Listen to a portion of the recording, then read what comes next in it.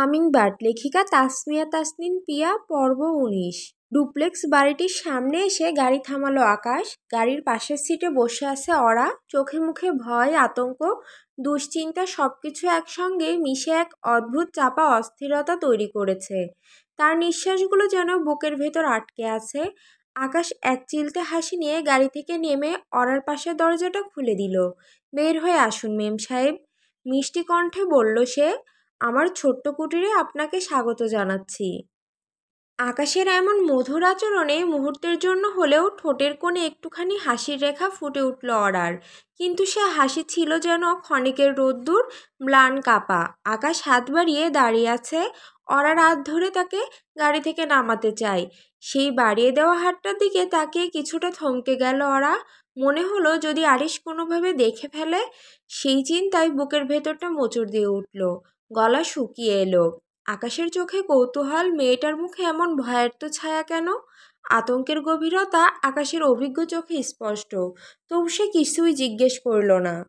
ওরা তাকে কিছু বলেনি, কেবল ফোন করে বলেছিল নিতে আসতে। আকাশও কোনো কারণ জিজ্ঞেস করেনি, কোনো প্রশ্ন ছাড়াই শুধু নির্ভরতায় গাড়ি নিয়ে চলে এসেছিল খানবাড়ির গেটের সামনে। আকাশ জানে ওরা যদি চায় একদিন নিজেই সব বলবে, তাই সে অপেক্ষা করছে নিশ্চুপ ধৈর্যের সাথে। ওরা, কি হয়েছে এসো? আকাশের কণ্ঠে উদ্বেগের ছোঁয়া। চমকে উঠে হুঁশে ফেরে ওরা। চারপাশটা যেন ধীরে ধীরে স্পষ্ট হতে শুরু করে। লম্বা একটা নিঃশ্বাস ফেলে নিজেকে সামলে নেওয়ার চেষ্টা করে। নিজের মনেই বারবার বলছে আরিশ এখান থেকে অনেক দূরে, সে কিছুতে এখানে আসতে পারবে না, না পারবে না। এই নিজেকে বোঝানোর মধ্যেই ধীরে ধীরে হাত বাড়িয়ে আকাশের হাতে নিজের হাত রাখল ওরা। আকাশ তার সেই কাপা হাতটা নরম করে ধরল। চোখে মুখে প্রশান্তির ছাপ, যেন বলতে চায় আমি আছি। হালকা একটা হাসি নিয়ে অরাকে গাড়ি থেকে নামিয়ে আনলো সে। মাটিতে পা রাখতেই অরা ধীরে ধীরে হাত সরিয়ে নিল। কোনো কথা না বলে চুপচাপ পাশে পাশে হাঁটতে লাগলো দুজন। নীরব দুপুরের ভেতর দিয়ে তারা এগিয়ে চলল ডুপ্লেক্স বাড়িটির সীমানার দিকে। দেলোয়ার ভাই, ওরা কার সঙ্গে গেছে?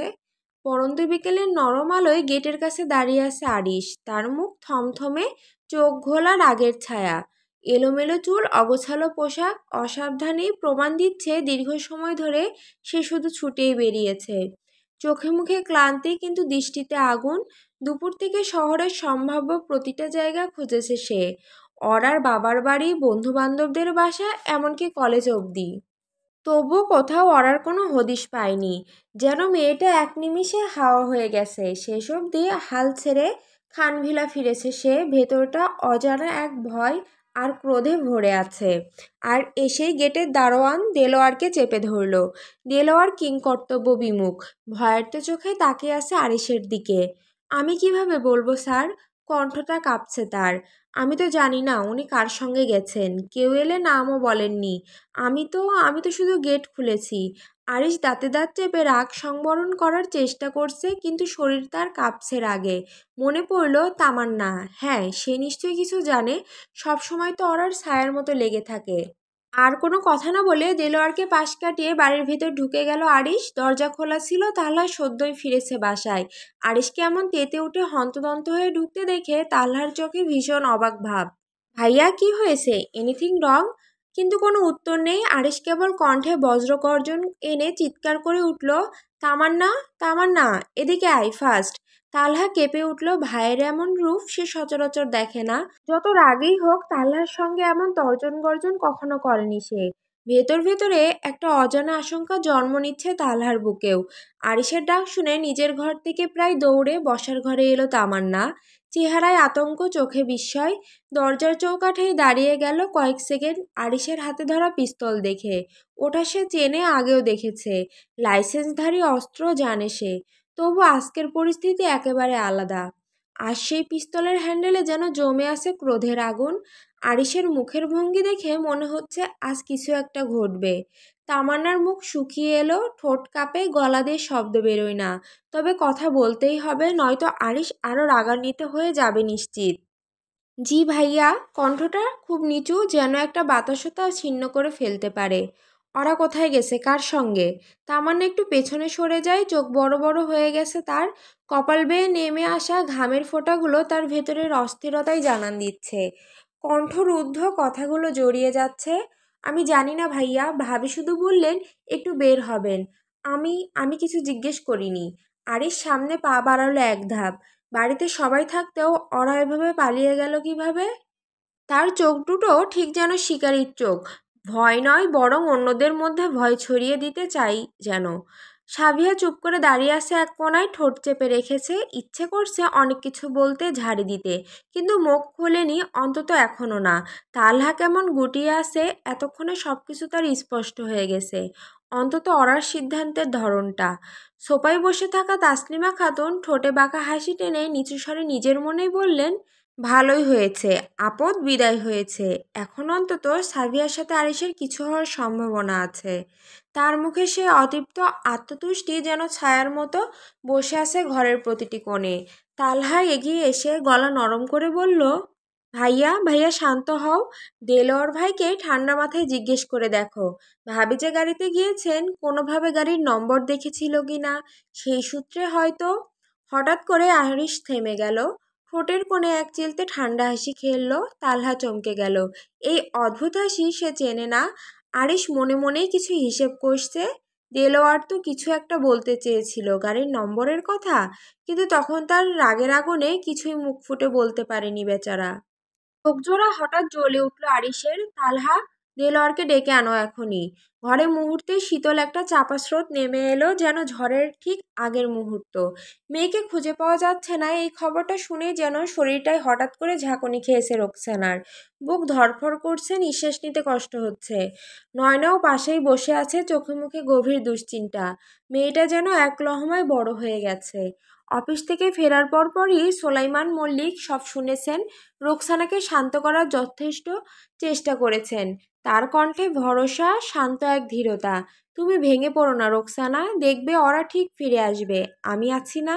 একটা সত্যি কথা আছে, প্রকৃত সঙ্গী কেবল সুখে পাশে থাকে না, সঙ্গীর দুঃসময়ে ঢাল হয়ে দাঁড়ায়। সোলাইমান মল্লিক যেন সেই কথারই জীবন্ত উদাহরণ। বিয়ের আগ থেকে আজ পর্যন্ত রোকসানার সমস্ত উত্থান পতনে, টানাপোড়েনে সোলাইমানই থেকেছেন তার ছায়াসঙ্গী হয়ে। কখনো হাতটা ধরে পাশে থেকেছেন, কখনো এক বাক্যে মনটা হালকা করে দিয়েছেন। এই মুহূর্তে যখন রোকসানার ভিতরটা তীব্র ভয় আর দুশ্চিন্তায় ভেঙে পড়ছে, সোলাইমানের কণ্ঠটাই তার একমাত্র ভরসা। কি হয়েছে বলো তো ওরা? দুপুর থেকে কিছু খেলে না? আকাশের কণ্ঠে নরম উদ্বেগ। ঘরটা নিঃশব্দ, কেবল হালকা বাতাসে পর্দা দুলছে। মুখোমুখি বসে আছে আকাশ আর অরা। আকাশের দৃষ্টি অরার দিকে নিবদ্ধ, আর অরার চোখে একরাশ ভয়, হতাশা আর অসহায়তা। আকাশ বাবার একমাত্র ছেলে, মাকে হারিয়েছে খুব ছোট বয়সে। মা হারানোর শোক কেবল বাবার ছায়াতলে এসে শান্ত হয়েছে কিছুটা। তখন থেকেই তাদের ছোট্ট সংসার, বাপ আর বেটা। সেই সংসারে আলো হয়ে কাজ করেন লতা খালা। রান্নাঘরের কাজ সব তিনিই সামলান। অরার দিকে তাকিয়ে আকাশ আবার বলল, কিছু হয়নি বলছো, কিন্তু মুখটা দেখে তো তা মনে হয় না। এত ভয় কিসের অরা? তুমি কাঁপছো প্রায়। ওরা মাথা নিচু করে রাখে চুপচাপ। আকাশ তার নীরবতা বুঝতে পারছে।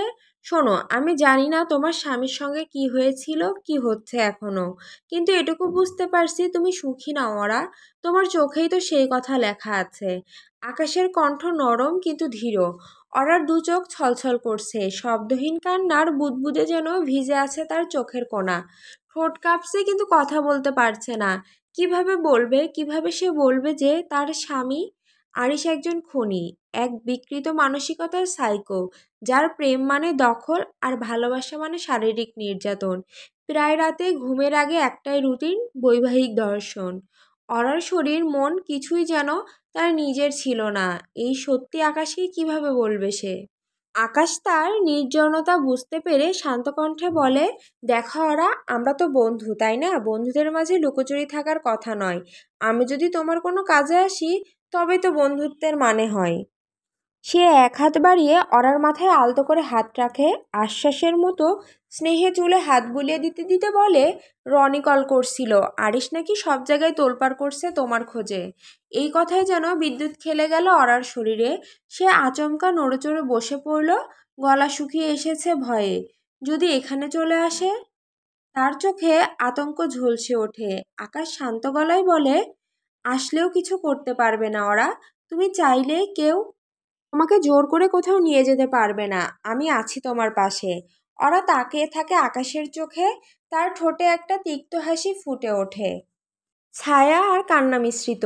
আরিশ নাকি জোর করবে না। তুমি জানো না উনি কেমন। অরার গলা যেন কান্না চাপা দেওয়ার চেষ্টায় রুদ্ধ। যেমনই হোক তোমার ইচ্ছার বিরুদ্ধে কিছু করতে পারবে না। আচ্ছা তুমি বাবার বাড়ি গেলে কেমন হয়? বাই এনি চান্স তোমার হাজবেন্ডকে তারা সাপোর্ট করে? ধীরে ধীরে মাথা নাড়লো, একটা শব্দ বেরোলো না ঠোঁট থেকে। তার চোখের পাতার নিচে লুকোনো ভয় আকাশের চোখে স্পষ্ট। সে উঠে দাঁড়ালো, আকাশও উঠে দাঁড়িয়েছে। আকাশ, আমি এখানে থাকবো না। আমি চাই না আমার সাথে তোমার কিছু হোক। আরিশ কেমন আচরণ করতে পারে তুমি জানো না। আকাশ তার কাঁধে হাত রাখলো। ধুর বোকা, ঝামেলা হবে কেন? রাগ করলে দুটো কথা শুনিয়ে যাবে, এই তো। ওরা কিছু বলল না, শুধু মাথা নিচু করে দাঁড়িয়ে থাকলো। তার দুপায়ে যেন শক্তি নেই আর। আকাশ তাকে বোঝাতে চায়, কিন্তু অরার দুঃস্বপ্নের বাস্তবতা সে কল্পনাও করতে পারে না। ঠিক তখনই বড়সড় একটা আওয়াজ। দুজনে একসাথে চমকে উঠল। বসার ঘর থেকে হলো আওয়াজটা। অরার গলা কাঁপছে, নিঃশ্বাস টানাটান। আকাশ শান্ত গলায় বলল, ভয় পেও না, হয়তো লতা খালা কিছু ফেলে দিয়েছেন। চলো দেখে আসি। তারপর ওর হাতটা শক্ত করে ধরলো। ওরা কিছু বলল না, কেবল গলা শুকিয়ে গেছে। আকাশের সাথে ধীরে ধীরে পা ফেলল সে। তারা দুজন করিডোর পেরিয়ে বসার ঘরের মুখে পৌঁছালো। দম আটকে আসা মুহূর্ত। সামনেই দাঁড়িয়ে আছে আরিশ। দেওয়ালের পাশে এক ধাপ সামনে, তার চোখ দুটো তীব্র, অস্বাভাবিকভাবে স্থির। মাথা সামান্য নিচু, ঠোঁট সোজা রেখা, একটা ম্লান ভয়ার্ত নিঃশ্বাস যেন হাওয়ায় জমে আছে। অরার মুখ কেঁপে উঠল। হাতটাও এখনো আকাশের হাতে, অথচ ও এতটাই হতবাক যে হাত সরিয়ে নিতে ভুলে গেছে। আকাশ থমকে গেল। আরিশ ধীরে ধীরে সামনে এগোলো। হামিংবার্ড, ফিরে চলো, আমরা বাসায় যাচ্ছি। আরিশের কণ্ঠে হিমশীতলতা। অরার শরীর দিয়ে একটা শীতল স্রোত বয়ে গেল। এই লোক তো সহজে চুপ থাকে না। তার নীরবতা যেন আরো ভয় ধরিয়ে দিচ্ছে। ওরা আপনার সঙ্গে ফিরতে চায় না। আকাশের দিকে তাকালো আরিশ। ঠান্ডা চোখে আপাদমস্তক নজর বুলিয়ে নিল। ওরা তৎক্ষণাৎ আকাশের হাত ছাড়িয়ে কিছুটা দূরে সরে গেল। স্বামী স্ত্রীর কথায় তৃতীয় ব্যক্তির ঢোকা মানা, এটা কেউ শেখায়নি তোমায়? একবার অরার দিকে তাকালো আকাশ। ওরা ভয়ে কাপা গলায় বলল, আপনি চলে যান, আমি যাব না। Hummingbird, don't make me angry. তুমি জানো আমি রেগে গেলে তা ভালো কিছু হয় না। আরিশের গলা নীরব হুমকি। আকাশ সেটা বুঝে অরার হাত শক্ত করে ধরল। চমকে উঠল অরা। আরিশ তখন তীক্ষ্ণ দৃষ্টিতে সেদিকে তাকিয়ে আছে। তার চোখে মুখে অদ্ভুত এক অস্থিরতা। অরার গা কাটা দিয়ে উঠল। দেখুন, ওরা আপনার সাথে যেতে চায় না, তবুও কেন জোর করছেন? আকাশ এক ধাপ এগিয়ে বলল, গলায় স্পষ্ট দ্বিধা আর সাহসের মিশেল। ও তো বলেছে যাবে না। প্লিজ ওরাকে একা থাকতে দিন। আমি ওকে ওর বাবার বাড়ি পৌঁছে দিয়ে আসবো। তারপর ওর ইচ্ছে হলে আপনার কাছে ফিরবে। হঠাৎ কোনো রকম পূর্বাভাস না দিয়ে আরিশ পকেট থেকে পিস্তল বের করে আকাশের কপালে ঠেকালো। লোহার ঠান্ডা মাথা ঠেকতেই আকাশের দম আটকে এলো। অরার মুখ ফ্যাকাশে, গলা শুকিয়ে গেছে। আকাশ! এক চিৎকারে সে পেছনে সরে গেল। চোখে আতঙ্ক জমে গেল। প্লিজ আকাশকে কিছু করবেন না। অরার গলায় কান্না, গলার স্বর যেন ভেঙে পড়েছে। আরিশ শান্ত ভঙ্গিতে বলল, ওকে ধরতে তো আসিনি আমি, তুমি আমাকে বাধ্য করলে অরা। আকাশ হতবাক, তবু গলায় সাহস জড়ায়। আপনি ভুল করছেন, এটা অপরাধ। আপনি জানেন না আপনি কি করছেন। চুপ! আরিশের চোখে আগুন। সে এক পলক দেখলো আকাশের দিকে, তারপর ঠিক করলো নিশানা। এক নিঃশ্বাসে ট্রিগার টেনে ধরলো। একটা বিকট শব্দ। আকাশের হাত দিয়ে রক্ত ঝরতে লাগলো। সে এক পা পিছিয়ে দেওয়ালে ধাক্কা খেলো। গুলির জ্বালা শরীর ছুঁয়ে ফেলে দিল তাকে। ওরা ফ্লোরে বসে পড়লো। কান্নায় গলা আটকে আসতে, হাত দিয়ে মুখ ঢেকেছে সে, দম বন্ধ হয়ে আসছে। আরিশ দাঁড়িয়ে আছে, ঠোঁটের কোণে সেই তৃপ্তির হাসি। আমার ছোট্ট পাখিকে যে হাত স্পর্শ করে, সেই হাতের পরিণতি তো এমনই হওয়ার কথা। আরিশের কণ্ঠে বরফের মতো ঠান্ডা ভয়। হামিংবার্ড, তুমি জানো না, তোমার শরীরে হাওয়া ছুঁয়ে গেলেও সে হাওয়াটুকু সহ্য করতে পারি না আমি। সেখানে এ তো আস্ত একটা পুরুষ মানুষ। ওরা ভয়ে কাঁপছে, চোখ অশ্রু ভেজা। আকাশ তার দৃষ্টিতে কষ্ট আর অনুতাপ নিয়ে তাকিয়ে আছে। রক্তে ভেজা হাত চেপে ধরে আছে। আরিশ ধীরে ধীরে এগিয়ে গেল আকাশের দিকে। তার চোখে আগুন, না অন্ধকার। যে অন্ধকারে প্রতিনিয়ত ওরা তলিয়ে যাচ্ছে। পরপর কয়েকটি ঘুষি মারল সে আকাশের মুখে। আকাশ চিৎকার করে উঠল। চোখে মুখে ব্যথার ছাপ, সোফায় লুটিয়ে পড়েছে ও। আরিশ, থেমে যান প্লিজ। ওরা আর সহ্য করতে পারল না, দৌড়ে গিয়ে আকাশের সামনে ঢাল হয়ে দাঁড়ালো। ওকে ছেড়ে দিন আরিশ। অরার কণ্ঠ ধীর, চোখে মুখে তীব্র অভিমান আর রাগ। আরিশ ভ্রুকুচকে তাকায়, অরার চেহারার বদলটা তার নজর এড়ায় না। আমার কলিজায় হাত দিয়েছে সে, তাকে কিভাবে ছেড়ে দিই বলো? আরিশের কণ্ঠ তীক্ষ্ণ, ঠোঁটে বিকৃত এক রকমের রাগে তৃপ্তি। আপনি আর কিছু করবেন না ওকে। অরা এবার সামনে এসে বুক চিতিয়ে দাঁড়ায়। কিন্তু আরিশ তা না শুনে আকাশকে কয়েকটা ঘুষি মারে। এসব আর সহ্য হচ্ছে না অরার। রাগে দুঃখে ঘৃণায় সে দৌড়ে গিয়ে আরিশের কলার চেপে ধরল। আপনার মতো পশুর সঙ্গে আমি থাকতে চাই না, জানেন কেন? কারণ আপনি মানুষ নন। একটা স্বাভাবিক মানুষ এরকম আচরণ করে না আরিশ। হঠাৎ করে আরিশের চোখ মুখ বদলে গেল, চোখ জোড়া রক্তবর্ণ, ঠোঁটের কোণে বিকৃত এক অদ্ভুত হাসি। সব মিলিয়ে ওকে এখন ভয়ঙ্কর দেখাচ্ছে। ওরা কিছু বুঝে ওঠার আগে আরিশ তাকে জাপটে জড়িয়ে ধরল। ছটফট করছে ওরা, নিজেকে ছাড়ানোর চেষ্টা করছে বারবার। কিন্তু আরিশ শান্ত, অদ্ভুতভাবে শান্ত। তার কপালে গালে ঠোঁটে একের পর এক চুমু এঁকে দিচ্ছে, তারপর আবারও বুকের মাঝে চেপে ধরে দীর্ঘ নিঃশ্বাস ফেলল সে। একটা অস্বাভাবিক স্বস্তির নিঃশ্বাস। ওরা ভয়ে লজ্জায় কাঁপছে, নিজেকে ছুঁড়ে ফেলতে চাইছে এই আতঙ্ক থেকে, এই অন্ধকার থেকে। চলো বাসায় ফিরি। আরিশের কণ্ঠে ধীরতা। আমি যাব না আপনার সাথে, আপনি শুনতে পাচ্ছেন? ওরা নিজেকে ওর কাছ থেকে কোনো মতে ছাড়িয়ে দূরে সরে দাঁড়ালো। ওদিকে আকাশ জ্ঞান হারিয়ে ফেলেছে। আরিশ ঠান্ডা একটা হাসি হাসলো, ধীরে ধীরে পিস্তলটা তুলে আকাশের দিকে তাক করলো। আটকে উঠল ওরা। কি করছেন আপনি? দেখতে থাকো। আরিশের কণ্ঠে ভয়ঙ্কর নির্লিপ্ততা। আরেকটা খুন করতে যাচ্ছেন? অরার গলা কেঁপে উঠল। খুন তো আগে করিনি, তবে তোমার জন্য খুনও করতে পারি আমি। আকাশের দিকে তাকিয়ে কান্নায় ভেঙে পড়ল ওরা। আরিশ তখন কাউন্টডাউন শুরু করেছে। 1 2। থামুন! ওরা চিৎকার করলো। চলুন, আমি যাব আপনার সাথে। আরিশের ঠোঁটে তৃপ্তির বিস্তৃত হাসি ফুটে উঠল। এক মুহূর্ত দেরি না করে সে ওরার হাত ধরে বাসা থেকে বেরিয়ে গেল। পেছনে পড়ে রইল রক্তাক্ত আকাশ, নির্বাক নিস্তেজ। আরিশ চলে যেতেই লতাখালা ছুটে এলেন তার দিকে। বসার ঘরে থমথমে নীরবতা। তালহার তামান্না মাঝে মাঝে একে অন্যের দিকে তাকাচ্ছে, চিন্তিত ভীত। আজ অরার ভাগ্যে কি আছে কেউ জানে না, কিন্তু ওরা এমন করলো কেন? তালহা কিছুই বুঝে উঠতে পারছে না। আর তামান্না চুপচাপ প্রার্থনা করছে শুধু অরার জন্য। ডাইনিং টেবিলে বসে সাবিয়া অন্যমনস্ক ভঙ্গিতে আঙুর চিবোতে ব্যস্ত। আরিশ যেন রাগের মাথায় অরাকে গুলি করে বসে, এই ইচ্ছাই যেন ওর চোখে মুখে লেখা। হঠাৎ বাইরে গাড়ির শব্দে চমকে উঠল সবাই। তামান্না বসা থেকে উঠে দাঁড়ালো, তাড়াতাড়ি দরজার দিকে এগিয়ে গেল। তালহা পর্দার ফাঁক দিয়ে বাইরে উকি দিচ্ছে। আরিশ এগিয়ে আসতে তার পাশে মাথা নিচু করে হাঁটছে ওরা। ওর চোখে জল, মুখটা ফ্যাকাশে, যেন আত্মা শরীর ছেড়ে বেরিয়ে যেতে চায়। হাতে এক চিলতে কাঁপুনি, শরীরটা নিস্তেজ, যান্ত্রিকভাবে হাঁটছে কেবল। তামান্না দরজার সামনে দাঁড়িয়ে, চোখ আটকে গেছে অরার মুখে। তালহা পেছন থেকে ধীরে ধীরে সামনে এগিয়ে এলো। তোমরা এসেছো, যাক আলহামদুলিল্লাহ। তালহার কণ্ঠে স্বস্তির মিশ্রণ, কিন্তু আরিশের মুখে বিন্দুমাত্র প্রতিক্রিয়া নেই।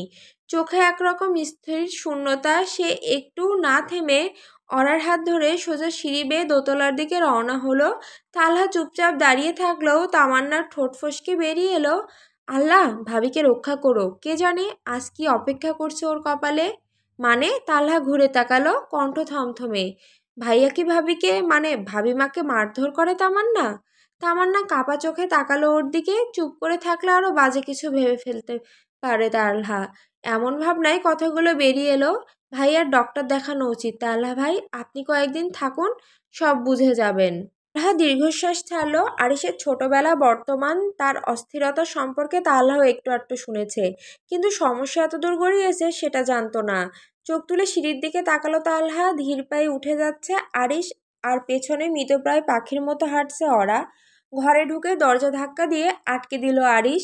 ওরা চুপচাপ দাঁড়িয়ে, চোখে আজ অদ্ভুত এক জেদ, যেন আগের সেই কুঁকড়ে যাওয়া ওরা আর নেই। ওই ছেলের সঙ্গে কেন গিয়েছিলে হামিংবার্ড? আরিশ দুই হাতে অরার গাল ছুঁয়ে জিজ্ঞেস করলো ধীরে। অরার চোখে চোখ রেখে সোজাসাপটা উত্তর, তোমার কাছে আর থাকতে চাই না। বাবার বাড়ি গেলে আবার জোর করে টেনে আনতে, তাই আকাশের সাথে গিয়েছিলাম। আরিশ এক হাতে তার কোমরে শক্ত করে ধরে ফেলল, আরেক হাতে চিবুক তুলে বলল, তাতে কি লাভ হলো ছোট্ট পাখি? ওরা চোখ নামালো না, ঠান্ডা গলায় বলল, আমার আগেই বোঝা উচিত ছিল একজন সাইকোপ্যাথের পক্ষে সব সম্ভব। যে একটা খুন করতে পারে সে আরও অনেক কিছুই পারে। আরিশের হাত শক্ত হতে লাগলো। কোমরে চিবুকে ওরা ব্যথা পাচ্ছে, চোখে জল চিকচিক করছে। আমি কাউকে খুন করিনি, চাপা গলায় বলল আরিশ। মিথ্যে বলছেন। এক মুহূর্ত চোখ, তারপর আরিশ অরার গলায় আলতো করে চুমু খেলো। অরার শরীর শিউরে উঠল ঘৃণায়। আরিশ থেমে থেমে আরও দুবার চুমু খেলো, তারপর হঠাৎই তার কাঁধে দাঁত বসালো। ব্যথায় হালকা চেঁচিয়ে উঠল অরা। কাঁধ থেকে ধীরে ধীরে রক্ত গড়িয়ে পড়ছে। কি দিচ্ছি না তোমাকে? টাকা পয়সার সময় আর কি দরকার তোমার? তারপরও আমার নামে মিথ্যা অভিযোগ দিয়ে পালিয়ে গেলে কেন হামিংবার্ড? অরা আরিশকে ধাক্কা দিয়ে নিজের থেকে দূরে সরিয়ে ফেললো। আচমকা ধাক্কা দেওয়াতে আরিশও টাল সামলাতে পারেনি। টাকা, আদর এসবের বাইরেও মানুষের জীবনে আরও কিছু আছে। আর সময়, কিসের সময়? সারা রাত জোর করে সময় কাটানোর কথা বলছেন? ওরাকে এভাবে কথা বলতে দেখে আরিশের বুকে চিনচিন ব্যথা করছে। মাথাটা কেমন ঝিমঝিম যাচ্ছে। চোখের সামনে ভাসছে কিছু দৃশ্য।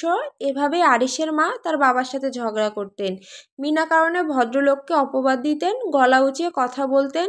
সব কিছু দেওয়ার পরও সন্তুষ্ট হতেন না। দৃশ্যগুলো চোখের সামনে ভাসতেই হঠাৎ করে হিংস্র হয়ে উঠল আরিশ। চোখের পলকে অরাকে কোলে তুলে নিয়ে বিছানায় ছুঁড়ে ফেলল। পশুর মতো ঝাঁপিয়ে পড়ল অরার ওপর। তার ঠোঁট, গলা, বুকে আরিশের কঠিন স্পর্শ সহ্য করতে পারছে না। অরা ব্যথায় ছটফট করছে কেবল। I am not enough for you? Do you still want more hummingbird? নাকি দুদিন ছাড় দিয়েছি বলেই আকাশের? অরিশের কণ্ঠ থেমে গেল অরার আচরণে। সে থাপ্পড় মেরেছে আরিশকে। রাগে আর ঘৃণায় অন্ধ হয়ে কাজটা করে ফেললেও আরিশের দৃষ্টি এখন অরার ভেতর কাঁপন ধরিয়ে দিচ্ছে। আরিশের রাগ অনিয়ন্ত্রিত হয়ে উঠল। অরা কাঁদছে। আরিশ কোনো কথা না বলে ঘর থেকে বেরিয়ে গেল। চমকে উঠল অরা। লোকটা কি করবে এখন? আর রাগের মাথায় সেই বা কি করলো? আরিশের গায়ে অরা হাত তুলেছে। বিছানায় বসে দরজার দিকে তাকিয়ে রইল সে। আরিশ নিশ্চয়ই আরো ভয়ঙ্কর হয়ে ফিরবে। হলো তাই। মিনিট পাঁচেক পর আবার ঘরে ফিরে এলো আরিশ। তার হাতে হ্যান্ডকাপ, রুমাল। আসন্ন ঘটনা আঁচ করতে পেরে পিছনে সরে বসতে লাগলো অরা। আরিশকে আপাতত মানুষরূপী শয়তান মনে হচ্ছে অরার। কি করছেন? কি করবেন? আরিশ কিছু বলল না। অরার খুব কাছে এগিয়ে গেল। এসির ভেতরেও অরা ভয়ে ঘামছে, বারবার জিজ্ঞেস করে যাচ্ছে, কিন্তু আরিশ চুপচাপ নিজের কাজ করতে অগ্রসর হলো। অরার হাতের কবজিতে হ্যান্ডকাপ পরিয়ে দিল সে। এই হাত দিয়ে মেরেছ আমাকে। আপাতত 48 ঘন্টা এভাবেই থাকতে হবে তোমাকে। আমি প্রয়োজনে আত্মহত্যা করব, তবুও আপনার সাথে থাকবো না। আপনি বদ্ধ উন্মাদ একজন মানুষ। আমার মা কিভাবে পারলো আপনার মতো উন্মাদের সাথে আমাকে বিয়ে দিতে? অরার কণ্ঠে রাগ, ঘৃণা সব কিছু যেন মিলেমিশে আছে। আরিশের চোখ দুটো শান্ত, তবে লাল হয়ে আছে।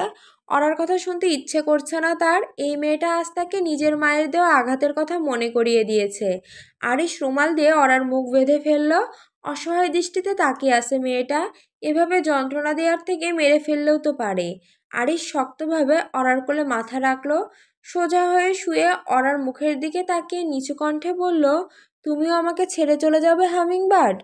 তুমিও আঘাত করলে আমাকে? বলো তো, মানুষকে ধরে রাখে কি? ভালোবাসা, যত্ন, নাকি শুধু টাকা? শারীরিক আর আর্থিকভাবে সবটুকু দিতে চেয়েছি তোমায়, তবুও কেন যেন হারিয়ে ফেলছি। বলো না, কি করলে তুমি থাকবে আমার পাশে? আরিশকে এমন ভাঙা নিঃস্ব দেখেনি ওরা আগে কখনো। কিছুটা হকচকিত হয়ে গেছে মেয়েটা। কি বলবে, কি করবে বুঝে উঠতে পারছে না।